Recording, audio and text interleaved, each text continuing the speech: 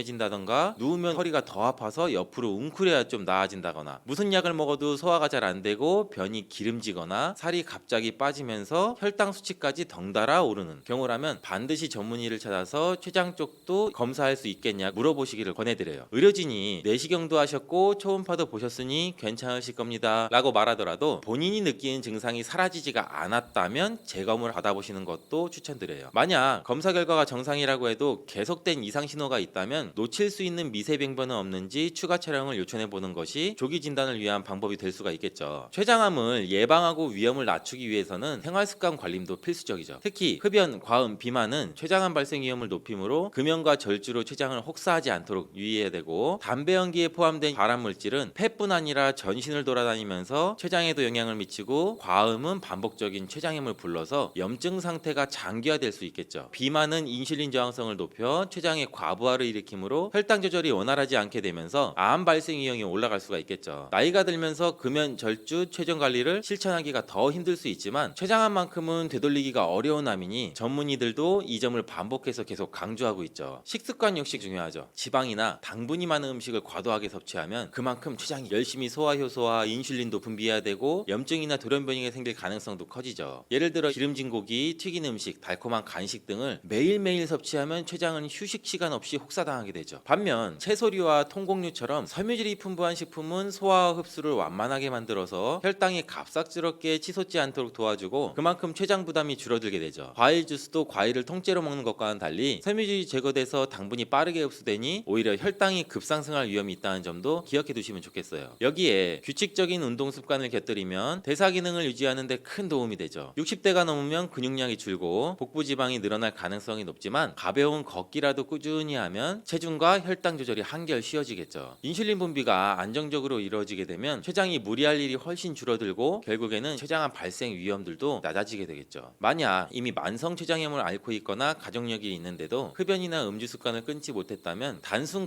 건강검진만으로는 안심하기 어렵다는 점을 인지하셔야 돼요. 조금만 이상 징후가 보여도 CT나 MRI 등을 통해 췌장에 혹이 없는지 염증이 더 심해지지 않았는지 주기적으로 확인을 해야 되는 게 좋겠죠. 종양 표지자 검사 수치가 정상이거나 초음파 결과에 문제가 없다고 해서 절대 방심하지 말고 증상 변화가 있으면 무조건 의사 선생님한테 알리고 추가 검사를 요청해 보세요. 췌장암은 크기가 작을 때는 찾기 어려워도 한 번 자라기 시작하면 전이가 빠른 편이니 증상이 의심될 때는 검사를 건너뛰지 않는 게 최선이죠. 나이가 들면서 여건상 병원을 자주 찾기 어렵거나 몇 달 동안 허리 통증이나 소화불량이 지속돼도 원래 그러려니 하고 넘기기 쉬운 게 현실이죠. 하지만 60대 이상 여성분들은 폐경 후에 호르몬이 달라지면서 체중과 대사가 흔들리는 시기가 있고 되고 이때 생활 습관이 함께 무너지면서 췌장 부담이 더 커지기도 해요. 소화불량이나 허리 통증이 남들보다 좀 심해진 느낌이 든다면 디스크 탓인가 허리 근육 문제겠지 라고만 생각하지 마시고 한 번쯤은 내과나 소화기내과 진료를 받아보시는 편이 안전하죠. 실제로 오래 허리가 아팠는데 한참 뒤에 췌장암이 발견됐다 라는 사례가 그렇게 드물지는 않아요. 가장 중요한 것은 몸속에서 보내는 작은 신호를 사소하게 넘기지 않는 습관인데, 변이 이상하게 기름지거나 색깔이 눈에 띄게 달라졌을 때 혹은 소변색이 짙어졌을 때 그저 가벼운 소화제나 민간요법에 의존하기보다는 혹시 췌장 문제인지 먼저 한번 떠올려 보시길 바래요. 새로 발생한 당뇨나 갑자기 조절이 힘들어진 혈당도 마찬가지죠. 기존에 한 번도 당뇨를 앓지 않았던 분이 갑자기 당뇨 판정을 받았는데 아무리 식단을 조절해도 잘 안 된다면 만성염증이나 혹 때문에 췌장세포가 손상된 건 아닌지 하고 의심하고 검사를 진행해보는 것도 좋겠죠. 정기 건강검진을 할 때에도 위 내시경과 복부 초음파에만 의존하지 말고 필요하다면 의사 선생님과 췌장을 좀 더 살펴봐야 할 만한 이유가 있습니다 라고 말씀해보시는 것도 나쁘지 않아요. 특히 가족력이 있으면 검진 항목에 CT, MRI 같은 영상검사를 추가하는 편이 훨씬 더 안전하겠죠. 의료진 또한 췌장이 다른 소화기보다 진단이 까다롭다는 걸 알기 때문에 증상이 오래가거나 고위험군이라면 정밀 검사를 제안을 해주시겠죠. 췌장암은 한 번 발병하면 예후가 좋지는 않지만 다행히 생활 습관을 조절하고 위험 신호를 빨리 캐치해 조기 검진에 나서는 것만으로도 상당 부분 예방과 조기 발견이 가능하다고 해요. 금연이나 절주, 체중 관리, 지방, 당분 과다 섭취나 규칙적인 운동, 그리고 작은 통증이나 소화 문제도 가벼이 넘기지 않는 세심함이야말로 췌장암으로 가는 길을 막아주는 기둥이 되죠. 60대 이후엔 다른 질환도 많아 신경 쓸 곳이 많지만 췌장은 침묵의 잠기라고 불릴 정도로 눈에 잘 띄지 않다가 갑자기 문제가 터질 수가 있으니 특별히 더 신경을 기울이는 게 좋겠죠. 조금만 관심을 두고 검사를 요청하면 생각보다 일찍 잡아낼 수 있는 병이기도 해요. 그러니 평소 본인이 먹는 식단과 본인의 몸 상태를 주기적으로 점검해 보시고, 예전과 다르게 소화가 안 되고 허리가 계속 아프네 싶을 때 췌장에 혹시 문제가 생긴 건 아닐까요? 라고 묻는 것도 잊지 마세요. 몸이 보내는 경고음은 그냥 생기는 게 아니에요. 작은 불편함을 크게 여기는 습관이 오히려 췌장암을 조기에 발견하고 예방하는 핵심 열쇠라는 사실도 꼭 기억해 주길 바라겠습니다. 갈증이 날 때 시원한 오이 하나 드시면 갈증이 싹 사라지는 경험 해보셨죠? 건강에도 좋다는 사실 혹시 알고 계세요? 그리고 오이를 잘만 드시면 당뇨, 고혈압, 치매 같은 심혈관 질환을 예방하는데 아주 좋다는 사실도 알고 계신가요? 이런 오이도 함께 드시는 음식에 따라서 오히려 건강을 해치는 독이 될 수도 있어요. 오이의 효능과 함께 드시면 독이 되는 음식, 그리고 함께 드시면 보약이 되는 음식에는 어떤 것이 있는지 모두 한번 알려드릴게요. 밥상에 반찬으로 많이 올라오는 오이지만 함께 드시면 오히려 해가 되거나 영양성분을 제대로 흡수하지 못하게 막아주는 음식들이 있어요. 첫 번째는 바로 당근이에요. 오이와 당근은 김밥에 항상 같이 넣기도 하고 다른 반찬에 같이 조리할 때도 많은데, 하지만 오이와 당근은 함께 드시면 좋은 영양소를 흡수하지 못하게 돼요. 오이의 95%는 수분이고 나머지 5%에는 다양한 비타민과 식이섬유, 무기질 등이 함유가 되어 있어요. 오이 한 개에 함유가 되어 있는 비타민 C의 양은 하루 권장 섭취량의 15%로 많은 양이 들어있는데, 비타민 C는 대표적인 항산화 물질로 활성산소를 제거해주고 노화도 막아주는 성분이죠. 피로회복과 면역력도 높여주는데 탁월한 효능을 발휘하는 성분인데, 이뿐 아니라 콜라겐의 생성을 돕고 피부를 맑게 만드는 데도 도움 주는 성분이에요. 혹시 짐작이 가시나요? 그것은 바로 오이 껍질에 들어있는 엽록소예요. 근데 이렇게 좋은 오이 속의 비타민 C를 당근과 함께 드시면 하나도 드실 수가 없어요. 당근에 들어있는 아스코르비나아제라는 효소가 비타민 C를 파괴하기 때문이에요. 한 가지 방법이 있긴 한데 따로 드시는 것이 최선이지만 오이와 당근을 꼭 함께 드셔야 되는 상황이라면 이 방법을 이용하세요. 당근을 약한 열에 살짝 볶아주거나 레몬즙을 조금 뿌려 드시면 되는데, 당근의 아스코르비나아제라는 효소가 열과 산성에 약한 성질을 이용하는 거예요. 한 가지 기억하실 것은 오이의 비타민은 껍질 부분에 가장 많이 들어있으니 꼭 껍질까지 함께 드시길 바래요. 두 번째로 오이와 함께 드시면 안 되는 음식 바나나예요. 수분이 많은 대신 칼로리가 낮은 오이, 그리고 풍부한 식이섬유로 포만감을 높이는 데 도움이 되는 바나나는 다이어트 식품으로 요새 인기가 많아지고 있는데, 많은 분들이 오이와 바나나를 함께 드시고 당근과 마찬가지로 바나나는 오이와 함께 드시면 문제가 생길 수가 있어요. 오이에는 심장과 혈관 건강에 좋은 영양소가 풍부하게 함유되어 있는데, 소금이나 나트륨을 많이 드시면 고혈압이 발생할 위험이 높아지고 혈관 건강에 나쁘다는 사실은 다들 알고 계시잖아요. 그렇기 때문에 나트륨의 섭취량을 줄이는 것이 매우 중요한 거예요. 그리고 이미 섭취한 나트륨을 몸 밖으로 배출시켜주는 것도 굉장히 중요한데, 그 역할을 해주는 게 바로 칼륨이에요. 오이에는 다양한 영양소뿐 아니라 칼륨도 많이 들어있는데, 오이의 풍부한 칼륨이 혈관을 확장시키고 해장시켜주고 나트륨뿐만 아니라 노폐물까지 원활하게 잘 배출시켜주는 역할을 해줘요. 이런 효능으로 오이만 잘 드셔도 고혈압, 고지혈증뿐 아니라 동맥경화와 같은 심혈관 질환을 예방하는 데 도움을 받을 수가 있겠죠. 근데 문제는 바로 바나나에도 칼륨의 함량이 상당히 높다는 거예요. 칼륨이 혈관 건강에 도움이 되는 것은 맞는데 과하게 섭취하게 되면 오히려 문제가 생긴다는 걸 말씀드리는 거예요. 혈관 내에 칼륨의 농도가 높아지면 근육과 신경이 과하게 이완되는 증상이 나타나고 근육이 마비되는 증상과 손발이 저릴 증상이 나타나죠. 심하면은 부정맥이나 저혈압까지 올 수가 있고, 그래서 앞으로 오이와 바나나를 함께 드시기보다는 두세 시간의 간격을 드시거나 다른 식사 시간에 드시거나 과하게 드시지 말라고 말씀드리는 거예요. 세 번째로 오이가 건강을 해치는 경우는 오이를 장아찌로 드실 때인데, 장아찌 만들어 보신 분이라면 아시겠지만 소금이 정말 많이 들어가죠. 소금을 아예 안 먹는 것도 문제가 될 수 있는데 우리나라 음식에는 소금 간이 여기저기 많이 들어간다는 것이 문제죠. 우리나라 사람들의 사망 원인 1위가 바로 위암이죠. 그리고 소금이 바로 위암을 일으키는 가장 큰 원인 중 하나고, 소금이 몸에 들어오면 삼투압 현상이 일어나 혈관에 수분이 많이 들어오게 되고 혈관이 팽창하게 되죠. 혈압이 높아지고 심해지면 심장에도 문제가 발생하게 될 수가 있겠죠. 식사를 하실 때 이런 문제를 기억하셔서 웬만하면 소금이 많이 들어가는 조리법은 바꿔주시고, 오이를 드실 때도 소금에 절이지 않고 생으로 드시는 게 좋아요. 반면에 오이와 함께 드시면 보약이 되는 음식들도 있어요. 첫 번째는 사과예요. 오이는 심혈관 질환 예방에 좋은 영양소가 많이 들어있는데 그 중에서도 비타민 K는 혈관과 뼈의 건강에 많은 도움을 주는 성분이에요. 비타민 K는 나이 들면서 가장 걱정되는 질환 중 하나인 골다공증을 예방하는 데 탁월하는 효과가 있는데, 골다공증 환자의 비타민 K 수치가 낮았고 3개월 동안 1mg의 비타민 K를 주입하자 소변을 통해 손실되는 칼슘의 양이 줄어든 것을 확인할 수가 있었다는 연구 결과도 있어요. 유럽에서는 골다공증 예방을 위해 건강한 뼈를 유지하고 있는 여성에게도 비타민 K를 처방하고 있는데, 골다공증 예방과 더불어 비타민 K는 지혈을 해주는 데 탁월한 효과가 있고 콜레스테롤을 배출시켜줘서 심혈관 질환을 예방해서 혈관 내 노폐물을 배출시켜주기도 하죠. 이때 오이와 함께 사과를 드시게 되면 비타민 K가 사과에 함유된 수용성 식이섬유인 팩틴과 만나서 혈관을 더욱 건강하게 만들어주는 거예요. 또한 혈당이 낮아지고 혈관이 깨끗해지고 건강해지기 때문에 각종 혈관 질환과 암세포의 증식도 막아주는 효과도 누릴 수가 있겠죠. 오이는 당뇨를 예방하는 데에도 뛰어난 효능을 발휘하는데, 영양학 체지에 발표된 연구 내용을 보면 제2형 당뇨병 환자를 대상으로 한 실험에서 4주 동안 하루에 오이 약 300g 정도를 섭취했을 때 공복 혈당과 당화혈색소 수치가 낮아진 결과를 확인할 수가 있었어요. 오이와 함께 드시면 당뇨에 좋은 음식이 한 가지 더 있는데 바로 땅콩버터예요. 땅콩버터를 말씀드리면 보통 빵에 발라 먹는 달달한 잼 같은 것을 생각하시는 분들이 많은데, 땅콩에는 불포화 지방산과 식이섬유 그리고 단백질이 풍부해서 혈당을 안정시켜주고 포만감을 주는 데 도움을 주죠. 특히 땅콩버터의 이 불포화 지방산은 인슐린 저항성을 개선해주는 효과가 있는 것으로 알려져 있는데, 이런 땅콩버터와 식이섬유가 풍부한 오이를 함께 드시면 혈당 상승을 더욱 억제해주고 장 속의 노폐물을 배출시켜주는데 도움을 주죠. 좋은 장내 환경을 만들어주는데, 주의하실 점은 시중에 판매되는 땅콩버터에는 설탕이나 다른 첨가물들이 들어간 경우가 많으니 땅콩 100%로 만든 땅콩버터를 드셔야지 건강에 좋겠죠. 오이와 함께 드시면 보약이 되는 다른 음식으로는 배가 있어요. 햇빛에 피부가 그을리면 오이를 얇게 썰어 오이팩을 하잖아요. 이 열을 내려주는 효과가 있기 때문인데, 실제로 오이는 부종을 가라앉히거나 화상을 치료할 때 사용되기도 해요. 그런데 이렇게 좋은 점도 있지만 과하게 먹을 때는 오히려 부작용이 나타날 수가 있는데, 찬 기운이 소화기관에 영향을 주게 되면 소화를 방해해 소화불량도 생길 수가 있고, 이때 배와 함께 드시면 도움이 될 수가 있어요. 배에는 이 디아스타제라는 소화 요소가 많이 들어있어서 소화를 원활하게 해주는 데 도움을 줄 수가 있어요. 또한 위장 건강에 도움이 되는 성분인 팩틴도 함유가 되고 있어 위장 점막을 보호하고 위장의 기능을 개선하는 데도 도움을 주죠. 다음으로 오이와 함께 먹으면 보약이 되는 음식은 식초예요. 오이에 들어있는 피세틴이라는 성분 때문에 치매 예방 효과가 있는 것이 알려졌는데, 이 피세틴은 뇌를 건강하게 해서 치매를 예방하고 암세포를 억제하는 데에도 도움을 줄 수가 있어요. 또한 이 피세틴이라는 성분은 뇌신경세포를 보호해서 기억력을 향상시키고 뇌세포의 노화를 방지하는 효능도 있어요. 오이에는 쿠커비타신이라는 성분도 풍부한데, 오이의 꼭지 부분에 특히 많이 함유가 되어 있고 쓴맛을 내기 때문에 버려지는 경우가 많은데, 이 성분은 활성산소를 제거할 뿐 아니라 암세포의 발생과 성장을 억제하는 데도 탁월한 효과가 있죠. 이뿐 아니라 우리 간에 쌓이는 독성을 해독하는 효과가 강력해서 간암과 전립선암 예방에도 효과적인 것으로 알려져 있어요. 우리 몸은 산도가 높을수록 독소가 생기고 혈관 내에 염증이 생기는데, 오이는 대표적인 알칼리성 식품이기 때문에 오이는 우리 몸이 상성화되는 것을 막아주고 혈관 내 염증을 예방해 줄 수도 있죠. 있죠. 이러한 오이의 알칼리성을 더욱 극대화시켜주는 것이 바로 식초인데, 식초는 오이의 비타민C가 우리 몸에 흡수될 수 있도록 도와줄 뿐 아니라 산성화된 혈관을 중화시켜서 건강한 상태로 유지하는 데 도움을 주게 되죠. 또 오이의 찬성질은 식초와 함께 드시면 식초의 따뜻한 성질이 균형을 맞춰줘서 부담 없이 드실 수가 있어요. 그리고 식초와 오이를 함께 드시면 내장 지방을 분해해서 배출해서 다이어트 하는 데도 많은 도움을 받을 수가 있죠. 오이의 낮은 칼로리와 높은 수분 함량으로 인해서 오이를 먹었을 때 얻는 칼로리보다 소화시키는데 더 많은 칼로리가 소모돼서, 이런 이유로 오이는 마이너스 칼로리 식품이라는 별명도 갖고 있어요.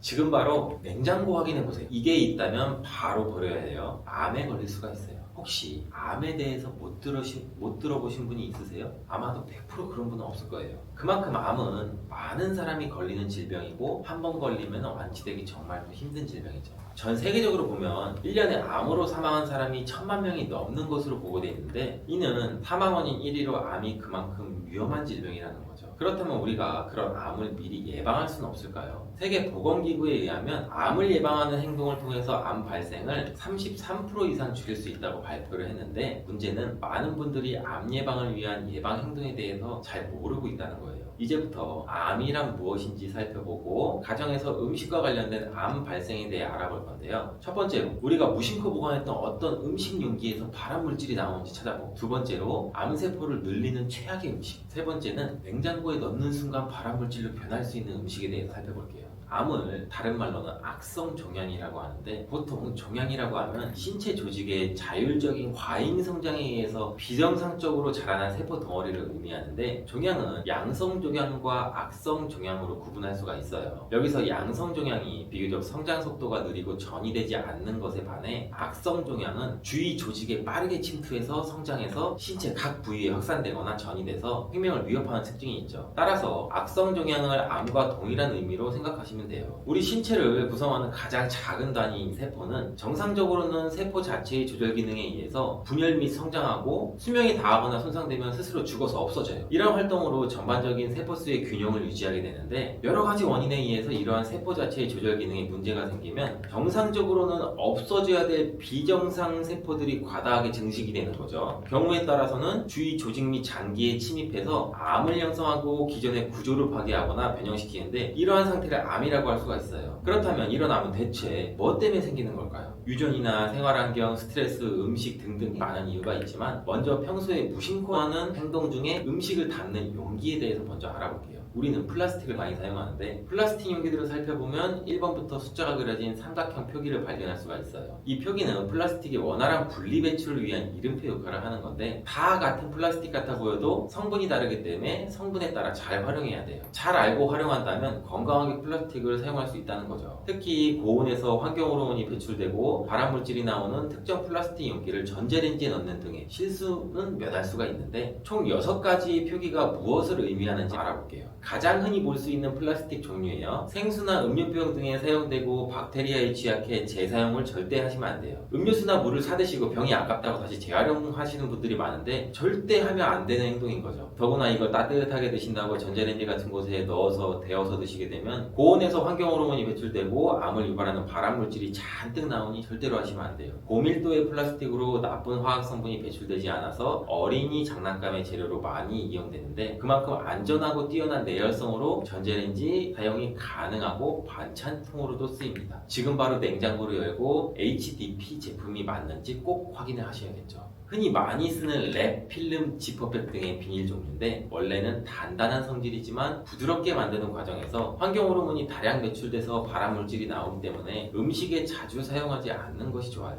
음식이 남거나 보관할 때 랩이나 지퍼백으로 덮어서 보관 많이 하고 계시잖아요. 이제부터라도 사용 안 하는 걸 추천드려요. 특히 오랫동안 보관할 때는 더더욱 조심해야겠죠. 저밀도 플라스틱으로 신축성이 좋고 투명의 비닐 장갑이나 휴대전화 보호 필름을 만들 때 사용되는데, 썩지 않고 재활용이 불가능하기 때문에 환경을 생각해서 사용 안 하는 것을 추천드려요. 반찬통으로 가장 많이 쓰는 플라스틱 용기인데, 질량이 가볍고 질기며 내열성이 좋아요. 특히 열에 의한 환경 호르몬 배출이 거의 없고 발암물질도 거의 안 나오는 용기인데, 비교적 안전한 플라스틱으로 아기 젖병이나 반찬통, 보온병, 이불솜 등의 생활용품으로 쓰는 플라스틱이에요. 집에 있는 반찬통이 이 제품이 맞는지 꼭 확인을 해주셔야겠죠. 이 제품은 가벼운 질량으로 과자 봉지나 플라스틱 식기에 많이 사용되는데, 내열성이 약해 고온에서 발암물질이 배출되므로 주의해야 돼요. 이 제품이 식품을 닫는 용어로 많이 사용되기 때문에 확인이 꼭 필요한데, 열을 가하지 않으면 환경 호르몬이 거의 나오지 않아 괜찮지만 조금만 열을 가해도 발암물질 덩어리가 되기 때문에 평소에 쓰는 반찬통이나 식품 용기 중에 이 용기가 있는지 꼭 확인하고 사용하셔야 돼요. 그렇다면 이런 용기만 잘 구분한다고 암 예방이 잘 될까요? 당연히 더욱 중요한 것은 먹는 음식이에요. 암세포를 만드는 최악의 음식은 어떤 것들이 있는지 한번 알아볼게요. 암세포를 만드는 최악의 음식 첫 번째는 고기예요. 정확히 말하면 태운 고기인데, 고기를 굽는 과정에서 고기가 타게 되면 발암물질인 벤조피린이 발생하게 돼요. 또한 이 고기를 구우면 생기는 연기에도 벤조피렌 성분이 함유가 되어 있어서 되도록 고기를 구울 때 환기를 주기적으로 해주는 게 좋겠죠. 고기가 타서 생성된 벤조피렌은 기름을 타고 고기 전체에 퍼지기 때문에 탄 부위만 잘라낸다고 하더라도 예방이 안 될 수 있으니 직화구이 같은 태우기 쉬운 방식은 안 하는 걸 추천드리죠. 발암물질인 벤조피렌은 주로 단백질과 지방이 함유된 육류나 생선이 탈 때 발생하지만 누룽지 같은 것이 탈 때도 소량 발생되는 것으로 알려져 있어요. 암세포를 만드는 최악의 음식 두 번째는 햄, 베이컨 같은 가공된 고기죠. 가공된 고기에는 소디움 나이트라이트와 같은 보존제가 있는데, 이 가공육의 색을 유지하고 세균 증식을 억제하는 역할을 하지만 이러한 화합물이 우리 몸 안에서 나이트로사민과 같은 발암물질로 변할 수가 있어요. 또한 고온에서 가공육을 조리할 때 아미노산이나 당, 크레아틴이 반응해서 헤테로사이클린 아민과 폴리사이클린 방향족 탄수화물 같은 방향성 물질이 생성될 수가 있다는 거죠. 이 가공된 고기에는 염분 함량도 엄청 많은데 이건 유통기한을 길게 하기 때문에 많은 소금이 사용되죠.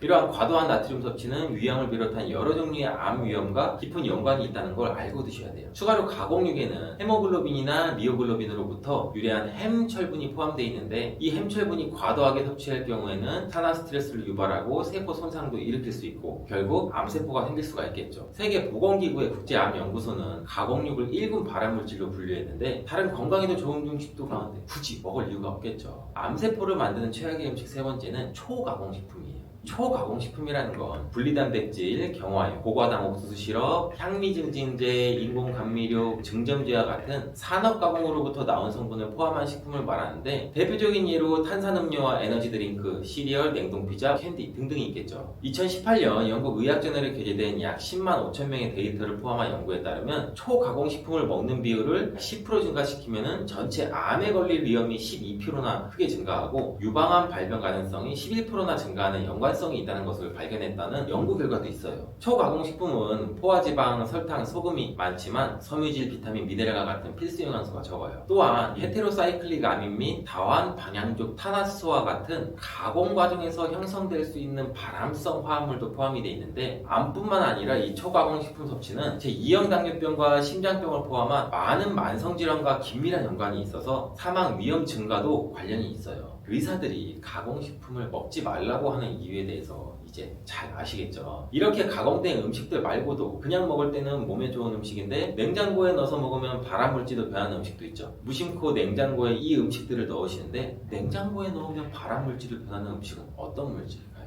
냉장고에 넣는 순간 발암물질을 변하는 음식 첫 번째는 감자예요. 깜짝 놀라셨죠? 지금도 냉장고에 감자 보관하고 계신 분들 많으실 텐데, 감자는 보통 오래 먹은 양을 구매해야 하는 경우가 많기 때문에 보관을 위해 냉장고에 넣으시는 분들이 많으실 거예요. 하지만 감자를 냉장고에 보관할 경우 감자의 녹말 성분이 당분으로 변하면서 아크릴아마이드라는 발암물질을 발생시키게 돼요. 이 아크릴아마이드는 미국의 국립암연구소에서 발암물질로 규정한 만큼 독성이 강한 물질이에요. 그래서 감자를 보관하는 가장 좋은 방법은 햇빛이 들지 않는 서늘한 곳에 종이 상자 등을 이용해 보관하는 것이 가장 좋아요. 이때 감자를 사과와 함께 보관하면 사과에서 나오는 에틸렌이라는 가스가 감자에서 싹이 나오는 것을 늦춰줘서 함께 보관하면 더욱 좋겠죠. 혹시 지금 냉장고에 보관 중이시라면 상온에 일주일 정도 두는 것만으로도 원래대로 다시 돌아간다고 해요. 다른 방법으로는 감자를 조리하기 전 15분 정도 물에 담가 놓으면 이 아크릴아마이드를 만드는 성분이 물에 어느 정도 흘려 내려간다고 해요. 냉장고에 넣는 순간 발암물질로 변하는 음식 두 번째는 참기름.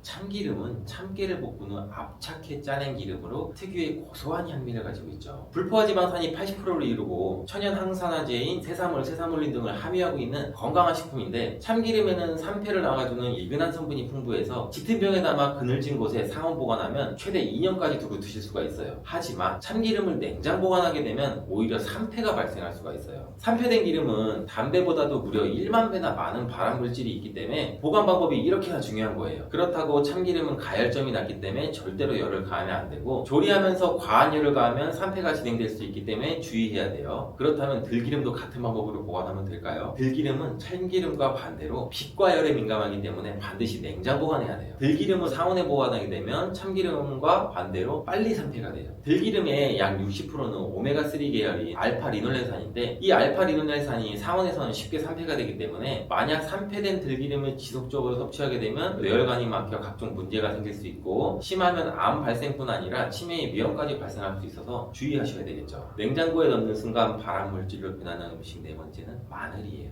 거의 모든 요리의 감칠맛을 내는 대표적인 식재료인 만큼 대량으로 구매해서 보관하는 경우가 많은데, 마늘은 수분에 굉장히 취약해요. 냉장 보관 시 자체 수분 함량 때문에 쉽게 물러져 곰팡이가 생겨요. 곰팡이가 생긴 마늘을 섭취하게 되면 암 발생 위험이 증가하는 건 당연한 거고, 특히 껍질째 보관 중인 마늘을 냉장고에 넣으면 싹이 나고 곰팡이가 피기 때문에 꼭 서늘하고 건조한 곳에 보관하는 게 좋아요. 또 껍질을 제거한 마늘은 다져서 냉동 보관하는 게 좋은데, 부득이하게 흙마늘로 보관해야 한다면 습기나 곰팡이가 나지 않도록 밀폐 용기에 바닥에 소금이나 설탕을 깔고 그 위에 키친타올을 깔아서 냉장실에 보관해 주는 게 좋아요. 그렇게 되면 소금과 설탕이 제습제 역할을 해서 곰팡이가 생기는 것을 방지할 수 있기 때문이에요.